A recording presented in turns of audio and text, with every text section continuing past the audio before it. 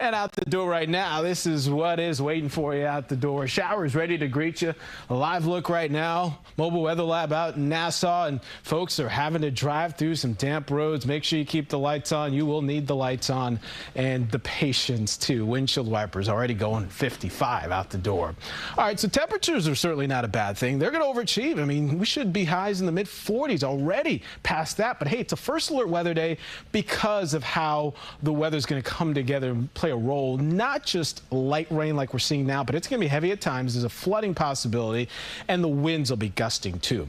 Let's go to radar, show you what's happening right now. And north of the LIE, we've got showers Hicksville into Oyster Bay. Watch out into like Huntington Bay, Green Lawn, Smithtown, all this working its way. And this is the kind of shower activity you're going to deal with on your drive here this morning. Most of it lightens up as you work your way to the west, and may actually catch a brief break, a lull in the action, but it's going to be more on than off rain, and it's something you're going to want to account for. Of course, the umbrella's necessary on a day like this, but the update is the fact the rainfall totals are going to be significant. Not everybody sees the same. A lot of variety on the map.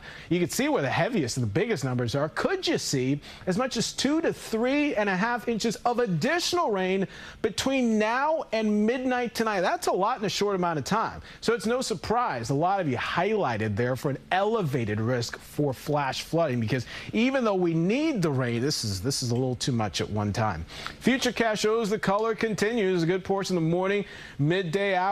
Could we start to get, while temperatures are soaring in the mid-60s, a lot of moisture, humidity in the atmosphere, so we're really ramping things up. But could we see a squall line develop? Remember, there's a lot of jet stream energy. 5,000 feet up, winds are blowing like 80 miles an hour plus.